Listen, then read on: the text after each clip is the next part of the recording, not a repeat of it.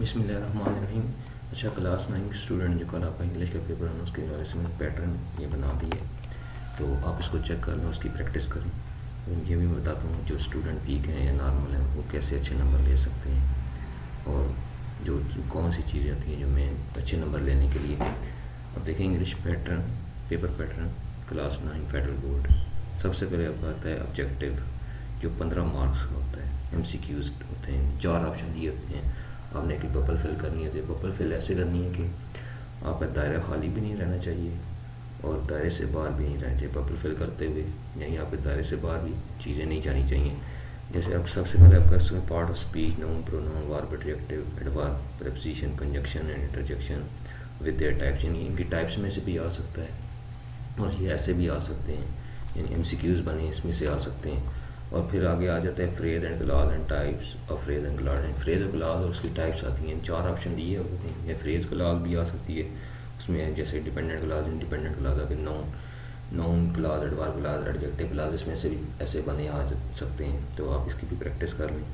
अच्छा, साथ है poetic literary devices, simile, metaphor, personification, alliteration, assonance, hyperbole और इस तरह की बनी है। ज़्यादातर यही आती हैं, आपके 5-6 इसमें से ही आपका आ सकते हैं एमसीक्यूज बने।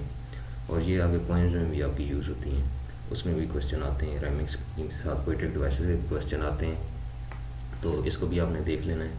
तो ये ईजी से होते हैं, इतने कोई मुश्किल नहीं है। अच्छा, आगे इंग्लिश लिटरेचर में जो एमसीक्यूज में चीज़ें आती है, मिथ है, फेबल्स है, फेरी टेल है, लेजेंड है, फिक्शन, नॉन फिक्शन, प्लॉट और एलिमेंट्स ऑफ प्लॉट और टाइप्स ऑफ प्लॉट, यानी ये चीज़ें लिटरेचर में से भी 1 से 2 एमसीक्यूज आपके आ सकते हैं। आगे फिर इन्फरेंस बेस्ड एंड अंडरस्टैंडिंग, यानी ये सवाल इन्फरेंस बेस्ड होते हैं। जैसे ये आप अंडरस्टैंडिंग से चेक करते हैं, यानी वो अपने अंदाजे से भी लगाना होता है, कुछ अपनी समझ से भी लगाने होते हैं। जैसे अभी स्नेक एक आपका फेडरल बोर्ड की वेबसाइट पे जो पेपर थी उसमें स्नेक अवार्ड यूज़ किया, उसको चीटर से एग्जांपल दी गई। इस तरह अंडरस्टैंडिंग वाले आपके सवाल आते हैं।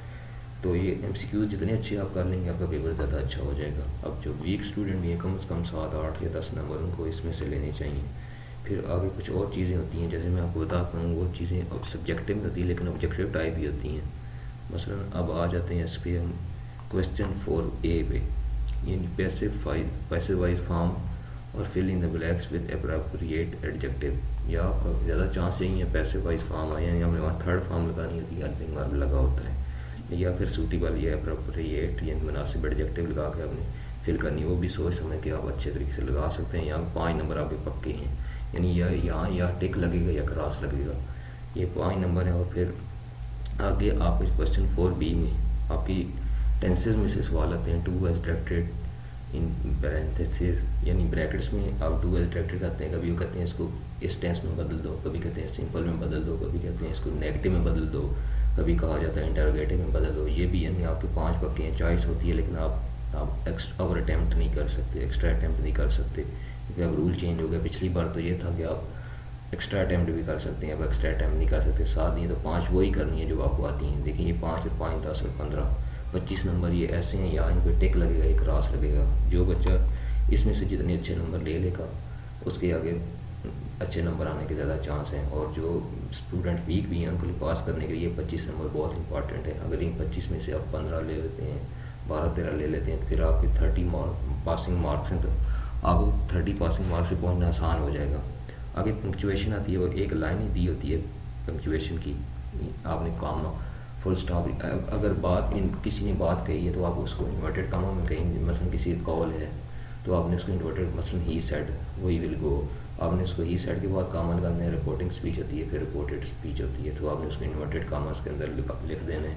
और नहीं ये ख्याल रखना है, आई और प्रॉपर नाउन हमेशा कैपिटल होते हैं, आई जहाँ भी आएगा कैपिटल है। और ये आपने वहाँ पे हो सकता है पहला वर्ड छोटा दिया, उन्हें लाइन का पहला वर्ड बड़ा करना है अगर छोटा, और आई बीच में दिया है सवाल उसको कैपिटल। फिर कंट्रैक्शन का यूज़ अगर हुआ है, डज नॉट लिखा है या कैन नॉट, आप उसको बेकामा नहीं लगा हुआ, एन और टी के दरमियान में कामा लगाना है, इसको कंट्रैक्शन कहते हैं। तो ये आप इसमें से भी चलें, जो स्टूडेंट वीक भी हैं उनमें से 1 या 2 नंबर वो भी ले सकते हैं, और 3 में से 3 ले भी सकते हैं, इसमें से कोई इतना मुश्किल नहीं होता। तो ये 28-30 नंबर होते हैं। फिर आपका जो सवाल है, सवाल number 7, English to do translation and dialogue. आपने कोशिश करनी है कि इंग्लिश टू उर्दू ट्रांसलेशन करें, क्योंकि डायलॉग में नंबर कट जाते हैं। तो इंग्लिश और उर्दू ट्रांसलेशन ईजी वर्डिंग दी होती है, सोच समझ के आपने अच्छे तरीके से तर्जमा करना है, बहुत ईजी होता है। बजाय उसके डायलॉग लिखें, डायलॉग के रूल्स में आपके नंबर कट जाएंगे। आगे फिर भी आपकी मर्ज़ी है, मैं तो आपको यही सजेशन दूंगा कि इंग्लिश टू उर्दू ट्रांसलेशन करें। आगे paragraph writing 80 to 100 words any of given topic, यानी 2 टॉपिक्स दिए गए, 6 नंबर का ये सवाल आता है।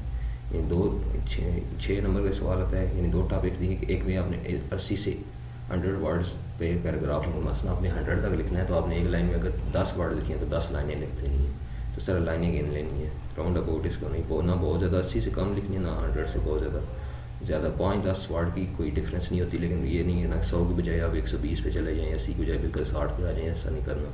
80 से 100 होने चाहिए। नहीं, अगर 8 लिखें तो 10 लाइनें 12 लाइनें लिख लें आप, इस तरह 12-13 लाइनें लिख लें। अगर 10 लिखें तो 10 लाइनें लिख लें।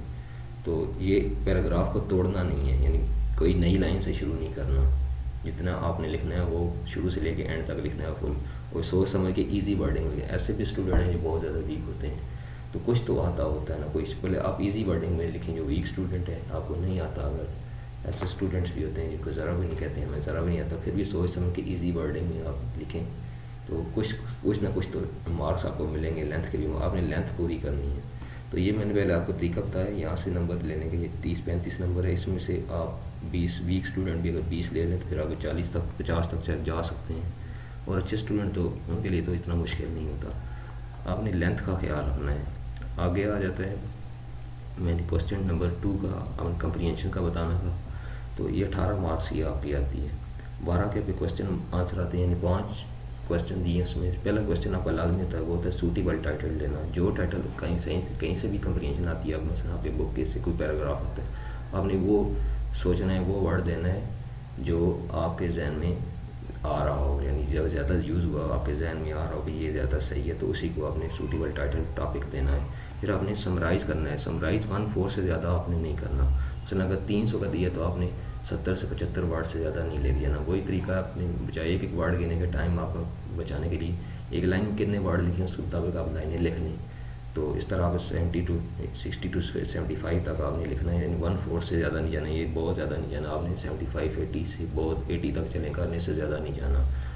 ईजी वर्डिंग में लिखनी है, खुद कोशिश करनी है, ठीक है। जिनकी ग्रामर अच्छी है और जिनकी अच्छी नहीं, वहाँ से हेल्प ले के आपने समराइज़ करके कुछ ना कुछ अपने पास से लाजमी लिखना है, कोई ईजी वर्डिंग में लिख लेना है, ताकि आप इसमें से भी चलें वीक स्टूडेंट के 8-10 नंबर इसमें से मिल सकें। और अच्छे स्टूडेंट तो वैसे जिनकी ग्रामर अच्छी है उनके लिए इतना मसला नहीं है, लेकिन लेंथ का आपने ख्याल रखना है। आगे फिर आप क्वेश्चन नंबर 3 में ये आपकी पोएम्स आती हैं, स्टेंजा, जो आपकी एक बुक में से आता है, एक आपकी फेडरल बोर्ड की बुक में से आता है, किसी और बुक में से आता है। इसमें एक राइमिंग स्कीम की होती है। अब राइमिंग स्कीम आपको मैं इंशाल्लाह इस पर वीडियो बनाता हूँ राइमिंग स्कीम पे।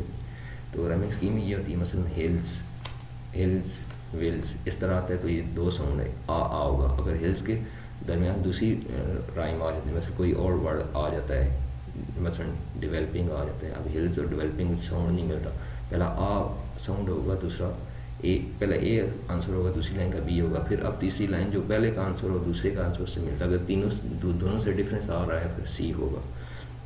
तो ये राइमिंग स्कीम। और फिर पोएटिक डिवाइसेज जैसे ऑब्जेक्टिव में भी आती है, सिमिली, मेटाफर, पर्सोनिफिकेशन वगैरह। तो ये आपने इसके भी सवाल आ सकता है 2 नंबर का, या फिर एक नंबर के दोनों सवाल आ सकते हैं। दो ऑप्शन दी होती हैं, आपने एक पैराफ्रेजिंग करनी होती है, 2 स्टेंजा दिए होते हैं, दोनों में से एक करना है।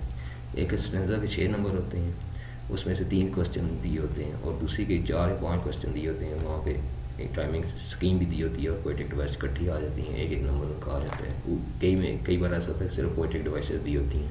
तो आपने ऐसा करना है कि सोच समझ के पोएटिक डिवाइसेस और राइमिंग स्कीम वाला सवाल पहले करना है, ये ईजी है, ये आप कर सकते हैं। फिर बाकी क्वेश्चन आंसर आपके बाकी वो भी पूरे करने हैं जितने आपको कहा गया होगा।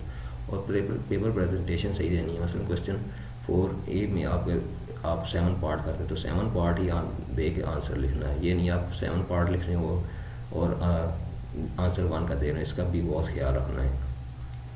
अच्छा, आगे फिर आ जाता है ये पैसे वाइज और सूटेबल एडजेक्टिव, और मैं ये आपको पहले बता चुका हूँ। तो ठीक है, अब आपका ये मैंने सारा पैटर्न बता दिया है, तो इसको आप फॉलो करें, इंशाल्लाह अच्छे नंबर से पास हो जाएंगे। जो वीक स्टूडेंट है वो भी अच्छे नंबर से 40-50 ले सकते हैं और पास भी हो सकते हैं। आपने पेपर पूरा लिख के आना है, सही तरह अटैम्प्ट करना है, क्वेश्चन नंबरिंग सही देनी है, आंसर क्वेश्चन आंसर भी तो इंशाल्लाह आप अच्छे नंबर से पास हो जाएंगे। तो फिर मिलते हैं अगले वीडियो में, तब तक दीजिए।